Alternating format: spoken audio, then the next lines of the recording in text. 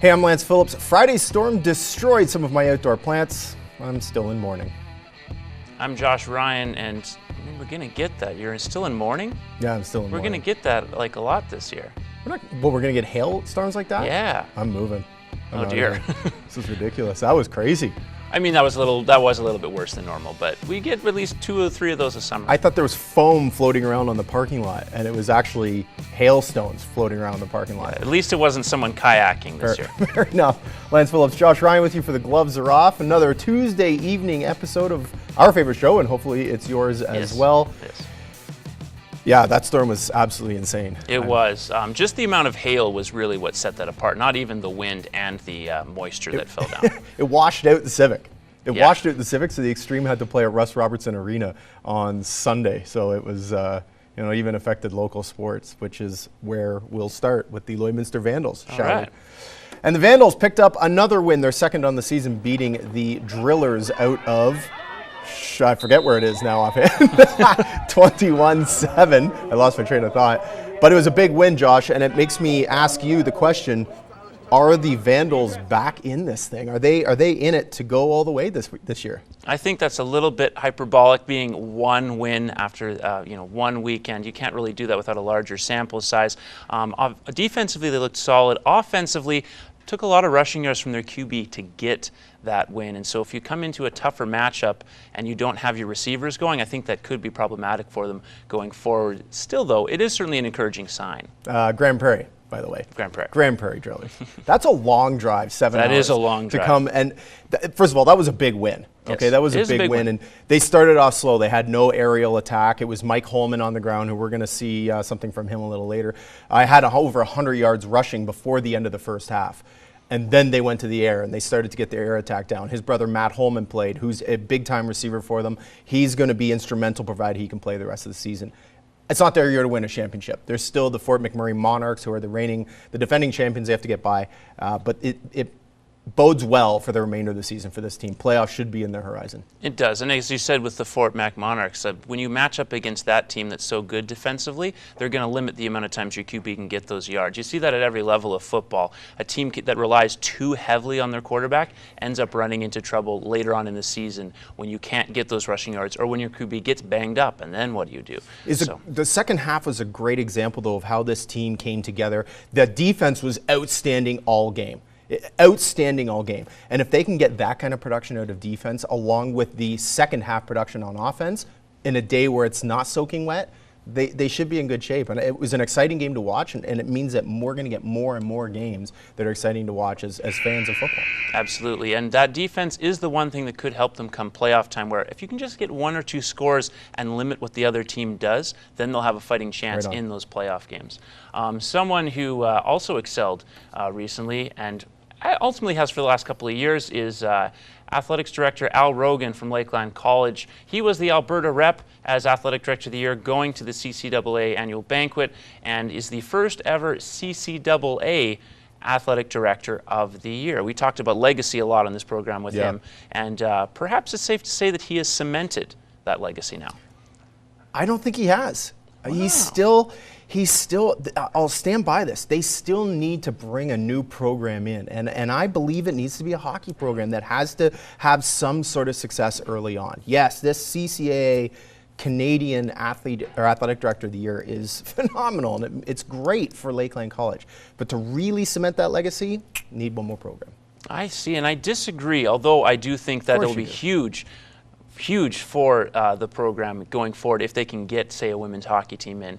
But let's look at what he's done this year. Almost every team made the playoffs, as they have almost every year. First ever banner in the gym in terms of the ACAC banners with the women's volleyball team, then a national championship banner. Now with the CCAA banner, between the 2 national accomplishments, not only do they have better reach within their own province, people who go to Lloydminster Comp and such that want to think about going to school, they'll go, well, we have a national level quality program here at school we can go to now. One national level quality program. And an athletic director who's been nominated, though. And now you look at it, other people across the country who see that news now go, oh, interesting. Maybe I should look at this as a possibility, when before, if they were going to come out west, say from Ontario, they weren't going to come to Lakeland. They might have only gone to, say, Mount Royal or U of A. It's still, okay, I'll give you that. But even over the next couple of years, they have to prove that they can still excel. And that means their men's volleyball team has got to make the playoffs, period. They've got to make the playoffs. So he's got to get these programs, he's got to get all of them in the playoffs, and they all need to be successful at some level if he's going to cement any sort of legacy. Which does bode well for the next couple of years, with an older, more experienced group coming back this year with the men's volleyball team. Women's volleyball looks strong again, men's basketball looks really strong, and women's basketball, who barely made the playoffs this year with the injuries they had, look like they're going to rebound strong. So it's obviously, as you said, men's volleyball, women's soccer need that step up, but men's volleyball looks poised to do it, and I think they're as a program as a whole, they're poised to improve over the next couple of years. Unfortunately, someone who didn't improve this year were the Barons boys and girls rugby teams. As it pertains to score, I do believe that they improved in other ways. The boys Barons team went into provincials this past weekend and did not do very well. Scored 3 points over the course of 2 games, ended up finishing 8th. The girls team got 5 points in their first game, lost 34-5 in their second, downed 19-12. They also finished 8th. Josh, these teams need to reinvestigate taking these automatic buys into provincials. The girls team won their way in with a win over Cold Lake, but the boys team just was straight in because there was no Fort Mac team. Do they need to rethink that and say, maybe we shouldn't be there if we're not winning our way in? Well, we talked a little bit about that in sort of a loose way with basketball early this year, with teams getting a bid to basketball when they're not the same level as some of those top-tier provincial teams. And that's maybe the issue here. Ultimately, if you want to experience provincials, that's how you grow the sport. That's how you get all these kids who go, I had a great experience traveling to go to this, and then that encourages younger athletes to go as well. Also, just, you know, if any coach, ask any coach at any level, you could play more and have a harder path to get to something, or take the easier path. I think most will take the easier path. So you think they should be there? Yes. Yeah, they definitely should be there. Yeah. It's a character building exercise. Exactly. Even though they didn't produce well on the field, I remember Steve Ratrickish, the head coach of the boys team, saying that he wanted them to gain some experience, and it was life experience he was looking for in the game, and to remember it for the rest of their life. And a lot of the boys echoed those sentiments, and I believe they did. I believe they did. They didn't perform well in the field, but they were also short-staffed. They had a small team, and I think that considering what they had, they got the best results possible. Yeah. I once coached a club volleyball team that went 0-14 basically at the end of the year. Not surprising. Yes, I wasn't a great coach. We were the single worst team at the national championship at the 16U level. But I had several kids from that tournament, even though they lost all their games, come out of that with having had a great experience. Went to a big city. Most of them weren't used to going to Calgary, and some of them went on to play club again afterwards, and a couple of them played college ball. And so that experience, you know, translated into a love of the sport afterwards, and I think that can happen with rugby as well, especially when we talk about them playing after into their adulthood as well, as we did earlier in the week. Now, another team that did excel on the field, unlike the rugby squads, was the Lloydminster Drillers U12 and U12, or U14 rather, soccer squads. 14U taking home gold, and the Drillers 12 squad taking home silver. Quite the accomplishment, considering soccer's not really the biggest thing in Lloydminster compared to some of the other sports we have. But for you, Lance Phillips, do you think this could be particularly big for soccer in the city? No, I don't think it means anything for soccer in the city. Wow. They're too young to mean anything for soccer in the city. What I do think it's showing that more and more kids are becoming interested in soccer, and we're seeing now kids starting to excel at this sport. It's a fast-growing sport. Teams like TFC, the Vancouver Whitecaps in MLS, I think give a lot of kids something to strive for, and they can see that they can achieve something that's not Premier League soccer over on the other side of the world. So, does it mean anything for Lloydminster soccer? Not really in my books, but it's a good progression. Yeah, I don't think it means a huge progression, but I do think it does mean something, because parents look at that and go, man, these kids had a really good experience. They see that in the newspaper, and especially kids who are in that kind of mid-tween from 8 to 12, where some of them quit hockey, some of them quit basketball if they're not into basketball because they're getting shorter compared to some of the other kids. They look in soccer and go, hey, not only can this be fun, but this can be really competitive. When you see, anytime you see low impact sport too, comparatively speaking, to football and hockey and rugby for that absolutely matter. And when you see them have success against teams from Edmonton and Calgary, that is really massive. And so is it going to widespread change? No, not in the same way a Lakeland College championship would. But I still think it's something that parents will notice and other club kids will notice moving forward. Well, that's a fair assessment. I truthfully had not thought of it in that way, that maybe other parents see this and think, well, I want to get my kid involved in soccer more. So that's a fair assessment. And if that's the case, then that's great for soccer in Lloydminster. And then maybe, in fact, it did have an effect on soccer in Lloydminster. And there's nothing wrong with that. CPCA, the season missed week 2. Unfortunately, the Poundmaker track was not ready to go. However, it doesn't mean that there is a new rookie coming on in the 3rd week, which is happening soon, this weekend, in fact, Josh Ryan. But what does the CPCA need to do to get more young people involved in this sport? Because it's like anything. If there aren't any young people coming in as these older drivers eventually start to phase out, there's no sport. So what do they need to do? We've talked about this in sports like baseball all the time too, where the old guard has a traditional way of looking at things. And honestly, the only thing that jumps to mind for me immediately is interact with people more on social media. Everywhere that the millennial generation and younger is going is on social media. They're on their phones, they're on Twitter, they're on Snapchat, they're on Instagram. When the more you can promote your sport on Twitter, on Snapchat, and make it kind of a all-ingratiating experience, all-encompassing, everyone feels like they're a part of something, then people will be more attracted to it. And it's also seeing the video. When you show videos of like really cool race moments and crowds and some of the cool wagon outfits they have, the exciting finishes they have, put that in video and let people see it at the touch of a button. That, I think, is one thing that could maybe attract more young people into the sport.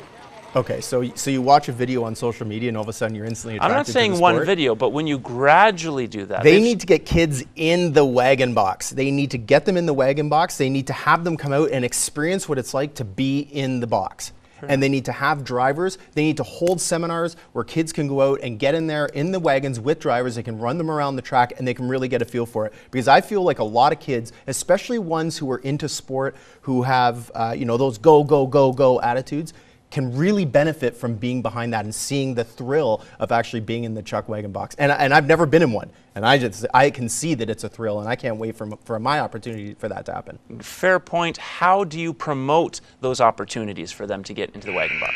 Well, a video isn't going to cut it. What I'm saying is seminars. You promote it with social media. You use that tool where most people get their news, honestly, from Twitter these days anyway. A lot of people don't actually watch the news, especially in that younger generation. Promote it with Twitter. So say, here are these opportunities for you to interact, but reach out to them through Twitter, and then once they do go and experience it, as you said, then they get the whole experience of it and enjoy it.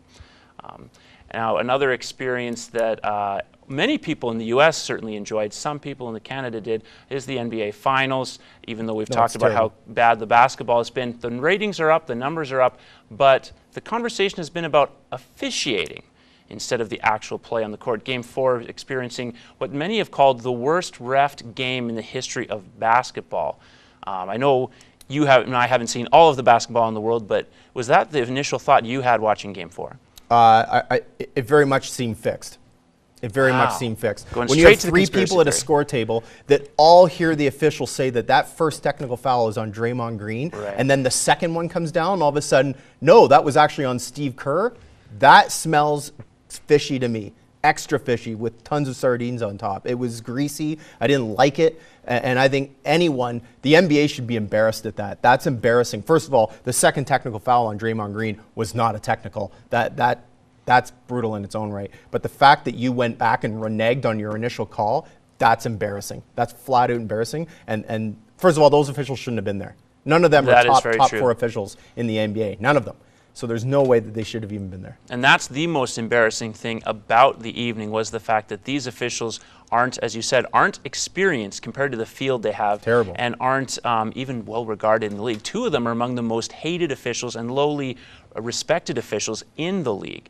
You have so many other calls outside of the technical fouls. I don't know it's okay if you're a non-respected official, if you're good at your job. But they're not those guys are good not good at their job. They shouldn't have been there. And that doesn't bode well. I mean, especially even if Draymond Green had been kicked out of that game for a foul that wasn't a technical, I mean, then you've got Golden State who's upset. Ultimately, what they should do, in my opinion, is take the 4 or 5 best officials they have. You have rest in between every game. Just have them do every game. The players play every game. Why can't the best officials in the world ref each game? I don't know if I quite agree with you on the conspiracy theory, even though that does surround the NBA at all times. But I just think this was a couple of guys that really screwed up. Stanley Cup Final. It was unbelievable Game 6, and if you missed it, just go watch it somewhere again. It was incredible. However, at the beginning of the second period, there was a whistle that was blown early. Philip Forsberg took a shot on net. There was a little bit of a rebound that came out, and Colton Sissons pounced on it. But the whistle had gone because the official lost track of the puck. Did that change the course of the game for Nashville? Here we are talking about refs once again. Absolutely, this changed the course of the game for Nashville. No way. How can it not change the momentum? To feel that gut punch of you're in your own building, you're playing well, you're getting chances, and then all of a sudden, that happens. And did that decide the game? No, that doesn't mean they win. But you can't tell Predators fans and Predators players and Predators staff that that doesn't change the momentum of the game, because all of a sudden Pittsburgh can't lay back now. They have to go at the Predators until they score to tie the game. I'm chuckling. And it's unfortunate that it happened, and you could see the referee as soon as it happened just, oh crap, I shouldn't have blown my whistle so fast. But momentum is not a real thing. It's not real. I totally disagree, but continue. It's a fictitious thing. And even if it did exist, what you're saying makes no sense, because if they had momentum, one little thing like that isn't going to shut it right down. And they had 4 power play opportunities after that. The Penguins had 0. They had a 5-on-3 they couldn't score on. True. That was not the altering point of the game. It didn't change the course of the game. Yeah, it was unfortunate. There's no way that one instance changed their outcome. So Pittsburgh got a lucky goal in the third period when Hornqvist scored that goal to win. So you're saying there's no momentum in sports, yet the Steve Bartman play didn't affect that game? That's not the momentum does not exist. It's not a real thing. Except I disagree, and here's why. You look at, it's not necessarily of the technical skill, it goes up here. So when you take those Predators players, they're going through that game. Players. They are professional players, but they're human. And they're taking in how that game goes with the disappointment of the call in that situation. You can't tell me those players weren't going, oh, another disallowed goal. No, another I can't. Play. There's no way. They're professional players. Have you not they play played their sports? They're mentally tough enough to deal with that kind of thing. But they're human. They are mentally tough, but they're still human. That does not change a thing. It doesn't change anything. But then they're up 1-0 and they're not 0-0, and then the Penguins have to play a different style. They had a full period and a half to score a goal. Yes, 0-0 for another period and a half. I'm not saying it decided the result, but it would have been a different game because the Penguins have to play a different style. They have to. They're down 1 goal. They can't lay back. They weren't laying back. Did you watch the game? After they were not laying back. That was a back and forth game. It was later incredible. in the game, most of the chances went the Preds' way. It's a different style of play when you have a 0-0 game versus you're down a goal and you know you have to get a puck by Pecorine. It's a different game. I guess that we can go on and on about this topic, but we'll move on to another player involved, which was Sidney Crosby. He's now won 2 Conn Smythe trophies, 3 Stanley Cups, as well as multiple other honors. And many are arguing now, after this result, that he is one of the top 5, if not top 3, NHL players of all time. Do you see that way? Definitely top 5. There's no question he's top 5. And before his career is over, he may very well be a top 3 player. I mean, there's some big names up there in no particular order. You've got Gretzky, you've got Orr, you've got Lemieux, you have Gordie Howe. I mean, there's some big guys up there that obviously would be in that talk as well. But he's got to be there. The stuff he's done over the course. And don't forget, this guy missed 2 years in the prime of his career with concussion issues. Yeah. Where would he be if he had played through those? It's incredible what this guy's done. You think the later years of his career too, even though he had made the recovery, he probably ends up getting more points and being more productive because he doesn't have that initial brain injury he would have had from getting a concussion. For me, in my book, he's not quite top 5 because I want to see who's ahead of him? Well, I got Gretzky, I got Mario Lemieux, I got Bobby Orr, Nicholas Lidstrom. Nick Lidstrom! The dude is one of maybe the greatest defensemen of all time. You know how dominant that guy was? And then on top of that, I'd also have to throw Maurice Richard, and Gordie Howe, I think, are in that conversation. It's so hard to compare to eras because Crosby played in such a low-scoring area compared to many of those other players. But I think when it's all is said and done, if he's not top 3, top 5, he's right on the cusp. And I like to see them finish their career, and then you can see the whole body of work. The body of work now makes him impressive. a top 5. Don't get me wrong, it is impressive. It makes him top 5. There's no way that Nick Lidstrom is ahead of him. The stuff that he's done compared to what Nick Lidstrom has done, and he still has a career still to finish. And the stuff he's done already, that body of work is better than Nick Lidstrom. Nick Lidstrom has won more Norris trophies than any player in history. As well, he almost led the league in scoring. He scored point a game as a defenseman. Almost led the league in scoring. And he's won multiple Stanley Cups. He's won a Conn Smythe. I mean, Nick Lidstrom, maybe the greatest defenseman of all time, has more responsibility in his own end than any other player. Paul Coffey might have something to say about that. Well, Paul Coffey couldn't play defense, though. Coming up on the other side, I'm wearing Reapers orange because Josh Dixon from the Lloydminster Reapers Rugby Club joins us in studio. Stay tuned.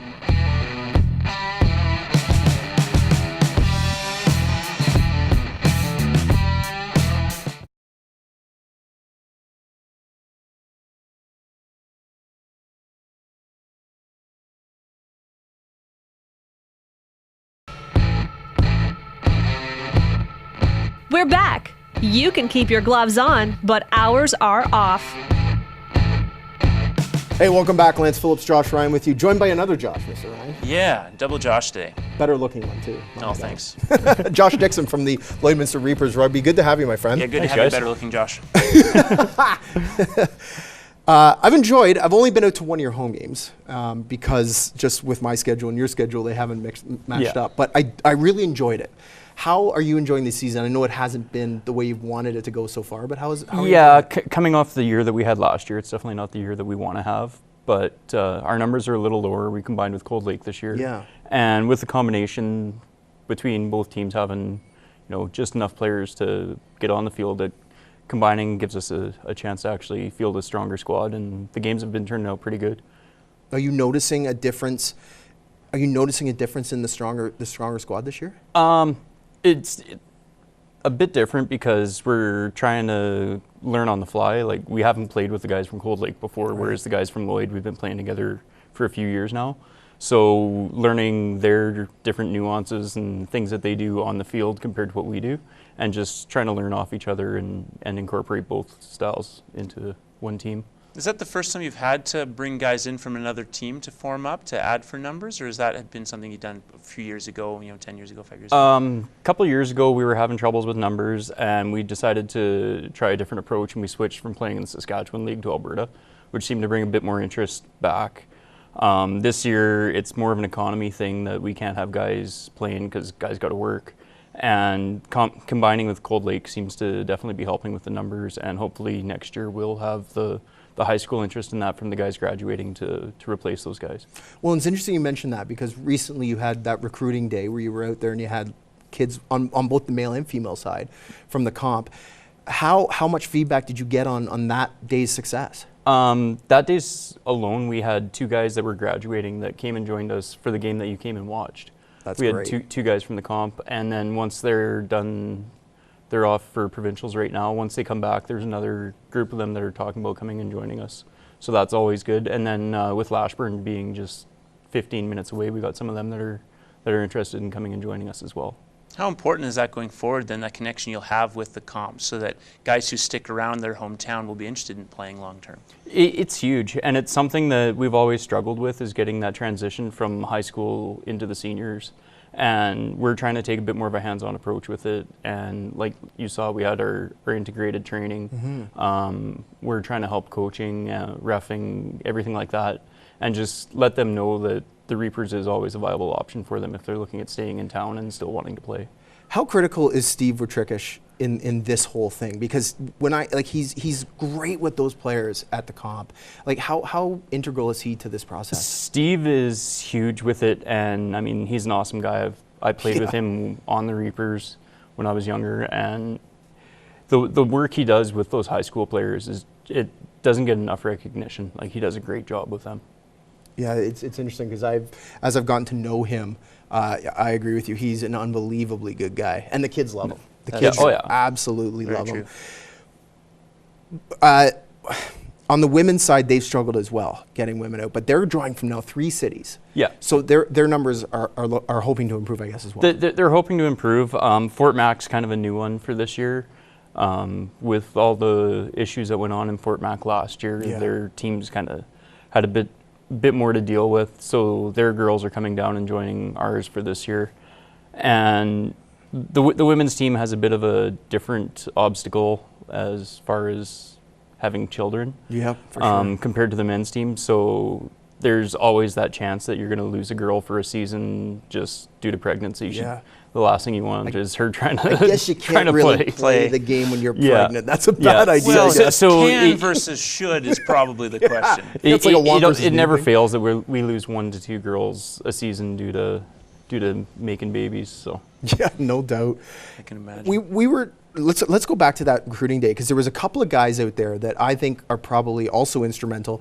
Dean Merton, who's now out in BC, who's coaching Canada's U18 team. yeah. Do you think that some of those kids really understood who was in front of them and showing them the ropes? I don't think a lot of them did. To us, Dean's Dean. He used to be our coach here in Lloyd. So a lot of us know Dean as our old coach and all that. And where he's gone from being coaching in Lloydminster to running the BC U18 and the Canada U18 programs, I mean, that's huge. And no, I don't think the guys from the high school were realizing who was telling them what to do. And you could kind of see it just in their reaction to what he was saying until we came up afterwards and said, this guy's, this is where he's coming from.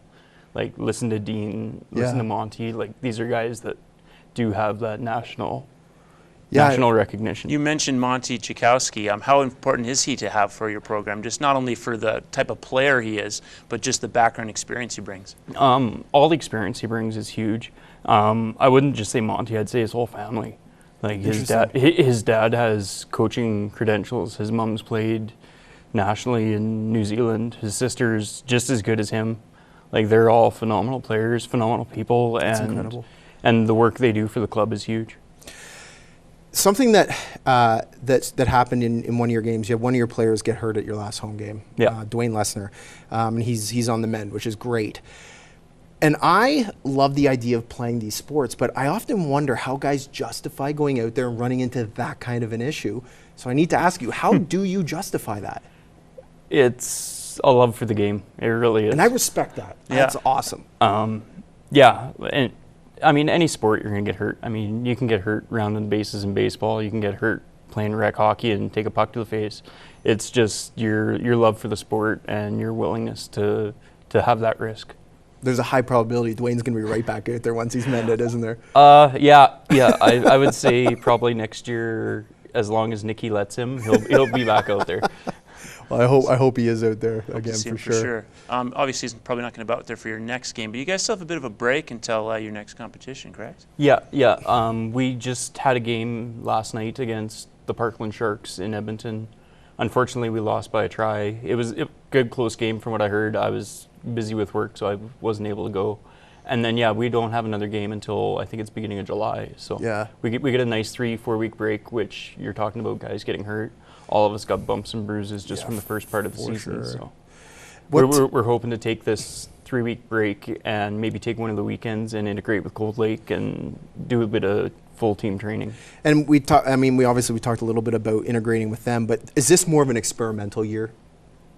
Is that what you'd say it is, just integrating these teams? I think it's let's make do and get through the season and have fun playing, and hopefully next year, like I said, Lloyd can have Lloyd's team, Cold Lake can have Cold Lake's team, and I mean, we all get along great, but it's more fun when we see them on the other side of the field. Fair enough. That's pretty good. Yeah, I respect that. What's been their issue with getting numbers? Same thing, just having trouble getting people out? Yeah, it's Alberta-wide throughout the entire Alberta Rugby Union. We're having that issue where everyone's finally getting back to work and you can't afford to take that day off. Just tell your boss, no, I'm going to go play rugby, see ya. I'm going to go spend 80 minutes to go get beat up. And like you were saying before, with the injury aspect, that chance of getting hurt, a lot of guys are leery on doing it.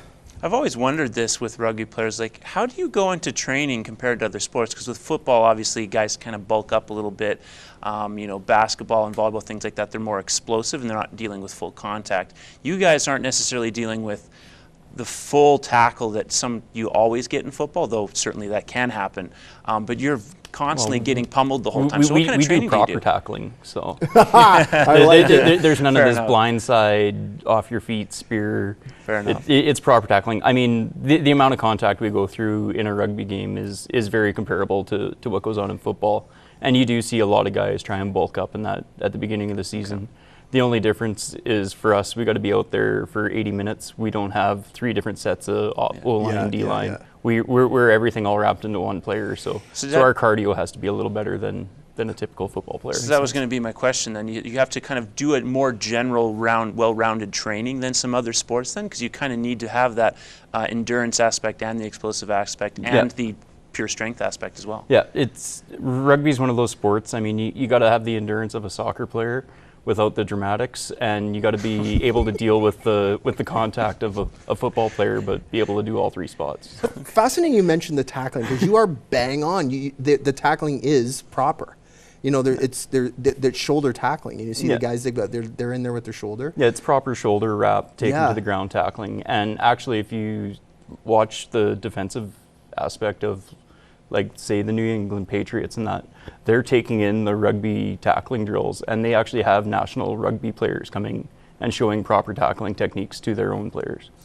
It's exciting to watch. There's no question. How could people, if they wanted to come out and play Reapers Rugby, or just even get a hold of somebody, how could they do that? The easiest way to get a hold of us is reapersrugby.com. We have all our president for the men's team, president for the women's team, everyone's contact information's on there. You can email us all directly, give us a phone call, anything like that. As far as coming out and trying it, Tuesdays and Thursdays at ES Laird, 7 o'clock, awesome. We always have training, and we're always willing to have people who've never played before, people that maybe moved here from the area, which seems to happen quite often. Yeah. For being Lloydminster, there is an awful lot of accents on our team. We've got Samoans, that's true. Samoans, Fijians, Kiwis, Australians, Welsh. That's so cool. It's like amazing how many different nationalities we get on a field. You probably appreciate having some Samoans on the team, hey, considering their background in the sport? Yeah. Oh, yeah. If you've ever seen Keely McKaylee play, then you'd know where we're going with that. Yeah, that's great. Well, listen, hopefully you'll get some more numbers out, and it'd be great to see just a full Reapers team for next season. I'm sure you would. Like that. It'd be fantastic to have our own guys back out. But for people who haven't been out to a Reapers Rugby game, it is worth it. Go out and watch it. It's a ton of fun, and I've enjoyed watching it. Josh, thanks so much for coming by. Really, Thank you. Better Glad looking to have Josh. you. Pleasure. You're not going to let me live that down. Of course not. No. Right. I'm going to see that in the headlines. Yeah. Actually, we'll lower third him. Yeah, let's lower third. Better looking Josh. On the other side, Albert, lots of tweets and plenty of videos coming out. I thought you were going to say sass. Well, he's not that sassy today. Okay, that's next.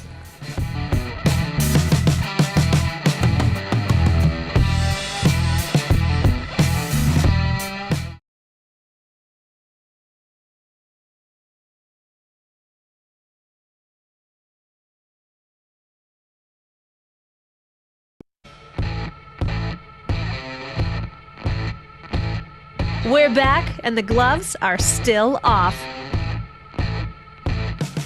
Lance Phillips, Josh Ryan with you, and Albert is also tagging along for the ride. He's loaded today. Yeah. And he's got lots of tweets. Yeah. Well, at least he's been working out, so he's ready to hold all those tweets. Fire away. He's been drinking less, so he's been more active. We're going to me. start with at the score.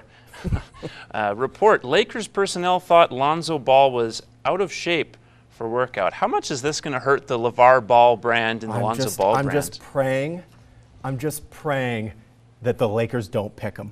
I want whatever LeVar Ball says is going to happen to not happen. And I think that would be better for Lonzo too, to see another team reject him. Maybe he then goes into the summer working harder as well and realizing he needs to prove himself. Listen, it doesn't matter what he does. He's not going to fill the shoes his dad has made for him.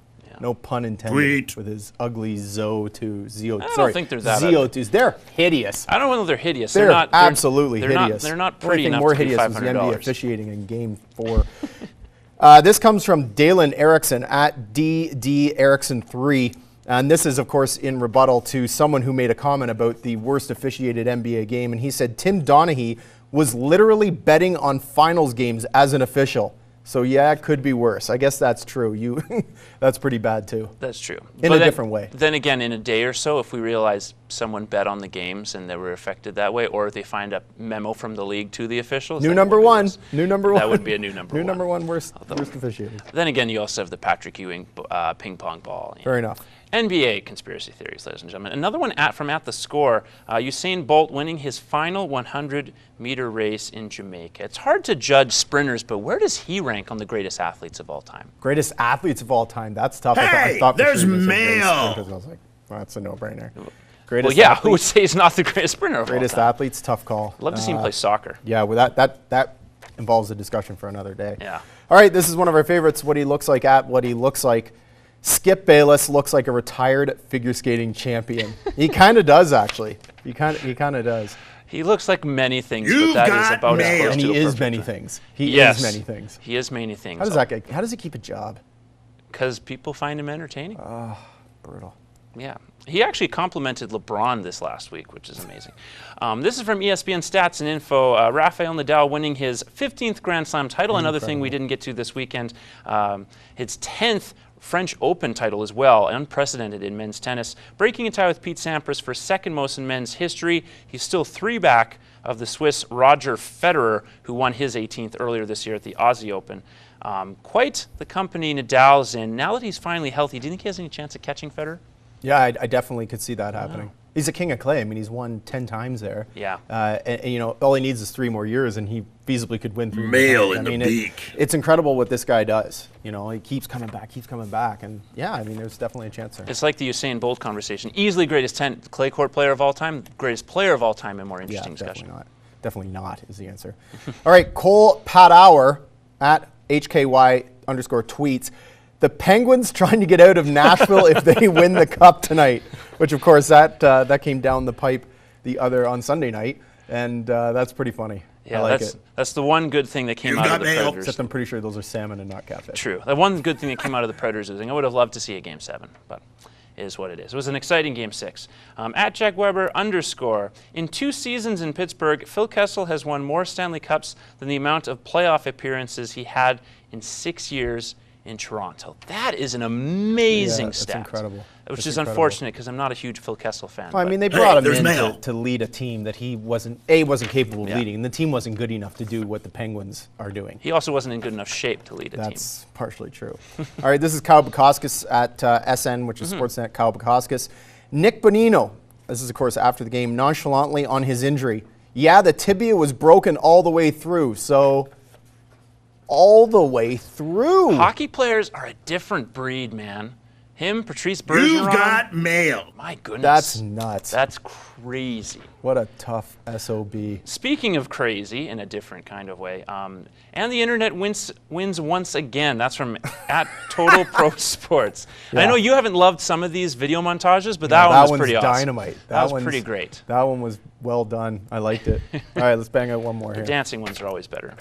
Onion Sports Network. Onion Sports Network is incredible. It is a good follow. Ref quietly asked Penguins players if he can have a go at hoisting the cup. So good. And you know what's So funny good. about that is I guarantee you that's there's happened more than once mail. in the NHL playoffs. You're going to take one more? Yes, I'm going to do it. At Barstool Sports, send it. This does not end how I thought it would end. At all. Neither is this segment because apparently we got way more time. I heard the wrong thing in my ear. Have you ever seen someone attempt to do that with a boat? No. When we both saw this, we were thinking, is he just going to run this thing up on shore? Like, it was terrifying to watch. It was just, did someone die? Is there No, Hey, there's airborne. mail. airborne? That's amazing. That's an old movie too. Oh, there we go. Take it easy, Albert. He's struggling. New England Patriots at Patriots. The photo you've been waiting for. That's awesome. 5 rings on 5 fingers. Actually, does the thumb count as a figure? Yes, It does. Thumb does count. Okay, as so a that fingers. is 5 rings on 5 It's the fingers. best of the fingers. Although apparently The you best lose of the fingers. you lose 50% of your hand strength if you lose your pinky. These are the best So of the apparently your fingers? pinky is also pretty important. I don't use it very much. Yeah. This is from @FakeSportsCenter. Breaking, the NBA has announced Game 5's referees will be Stone Cold Steve Austin, Vince McMahon, and Triple H. I don't think they could have done a much worse job than those guys in Game 5. No, they were terrible. You've got mail. Absolutely horrible. Pretty awful. All right, what do we got here? This is awful. The Hockey News at the Hockey News. Brian Burke says Flames will just leave Calgary without new arena. I kind of wish Brian Burke would just leave Calgary. I am on the total opposite end of you on this spectrum. Let's talk about this really briefly. I think his language in this particular case I don't agree with, but there has been an issue in communicating this with the city. It's going to have to largely come out of taxpayer dollars regardless, because taxpayers do benefit the most from this. If I'm a taxpayer in Alberta and I'm paying for that, I don't have a problem with that. I do not have a problem with that, because especially if I live in Calgary, it's going to create jobs. It's going to create way more space around it where there's entertainment, all kinds of restaurants, things going on. It's a great thing. You have to do these types of projects. And ultimately, I know the Oilers' argument with the Oilers is that they needed to revitalize their downtown. Calgary doesn't. Calgary does have a better downtown. You can't tell me it won't get better in the beak. from having. No, it can only get better. It can only get better. I think so too. At Whiting JJ, so that's Jason Whiting, friend of the show. Some localized flooding in Lloydminster after a small storm rolled through. That small storm, of course, we talked about earlier on. #AB storm, #SK storm, and that wasn't the only vehicle largely submerged. No. I know it wasn't sports related, but that had to come out. That was crazy. There was some wakeboarding. I guess that was sports related. Yeah, that was. Mike Ryan, at Michael Ryan Rules, or is that Ruiz? Ruiz, sorry. That's Ruiz. producer Mike from the Le Batard show. It is. How many times has Tristan gone scoreless in these finals so far? And the Kardashians say it all. Yeah, curse. You know, I kind of wish the Kardashians would find the flat spot on Earth to fall off. Wow, not a Kardashian fan, this that's guy. my take for today. Not a Kardashian fan. No, I'm not. You're not alone, though. No, I'm absolutely not. alone. Score this, coming up.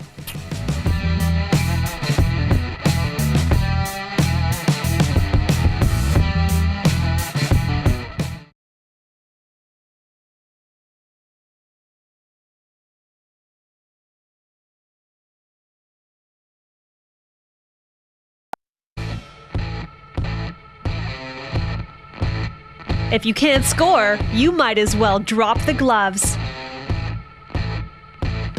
Hey-o, Lance Phillips, Josh Ryan, our gloves are off, and we're scoring videos. I love this part of the show. This is a fun part. I like videos a lot.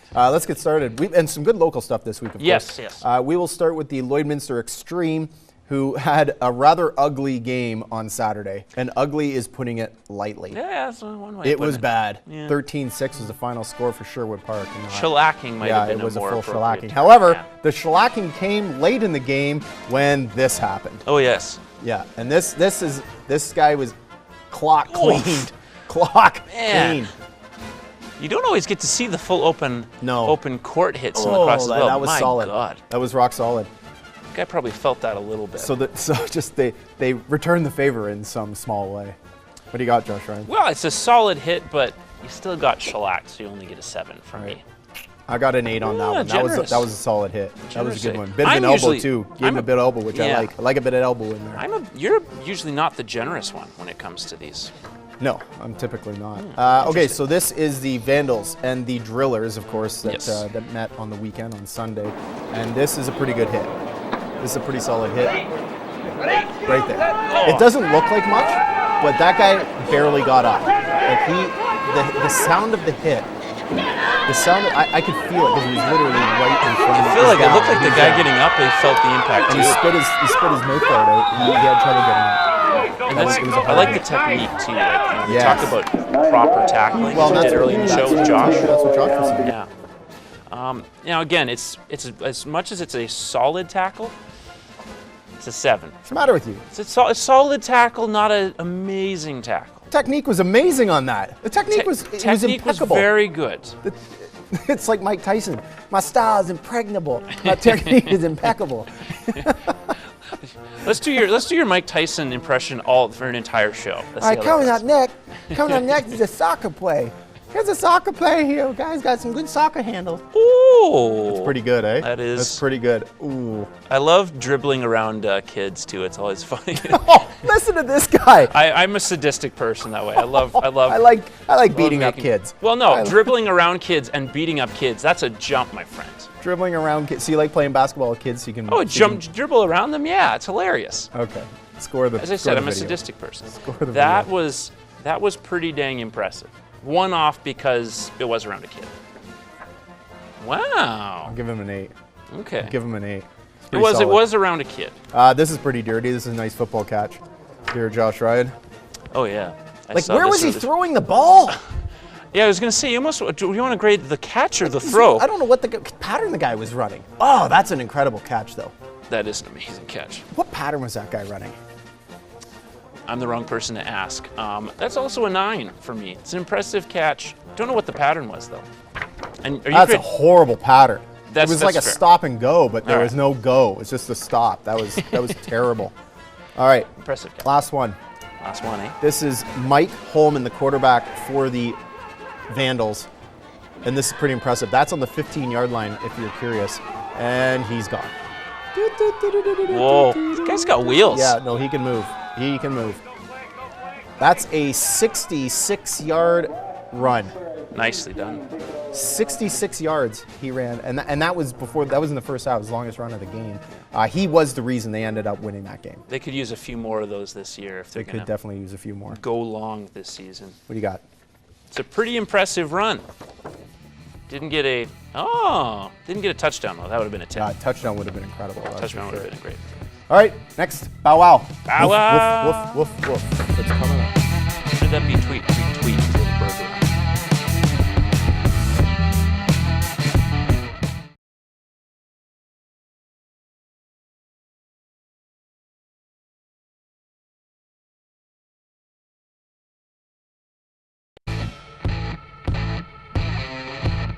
We're back.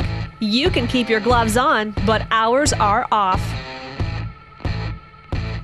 Josh Ryan, Lance Phillips. Bow. Wow. Wow. Yeah. Yeah. Got a couple of good ones this week. We do. One we've already seen, and we'll just go straight to it. It's Mike Holman once again, and this is a pretty impressive run. It is 66 yards. And like I said, this was the reason they won the game. This guy was outstanding all game. Had some trouble in the first half making throws, but had no trouble on his feet. He is quick. Like when he gets, it's funny because he turns it into another gear. All of a sudden he gets going, and you can see the next gear kick in, and there's nobody stopping. Like there's nobody even, unless you force him out of bounds, you're not stopping. If you can get that passing game going, I do think that changes the conversation on what their ceiling is as a team. If you can get that passing having game his going. brother in, Matt, as a receiver helps him immensely. Yeah. All right, next up is a troubling scene, to say the least. That's not troubling, I guess. That's maybe a bit harsh. That's a bit harsh. This is some track and field locally, and the little guy with the red socks there, you can see about the middle, he's down. Oof. He's down. That's Maddox Steinley, son of Chelsea Steinley, Lakeland Rustlers volleyball player. And he stays down. This is the cool part, though. So that's the worst part. The best part of this is he keeps going. And he keeps going, and he finishes 400 meters, and that's enough. Yeah. And why was that enough, Josh Ryan? Because he broke his arm. Yeah, he broke his arm. He did 400 meters with a broken arm. That's pretty impressive. But you were upset about this.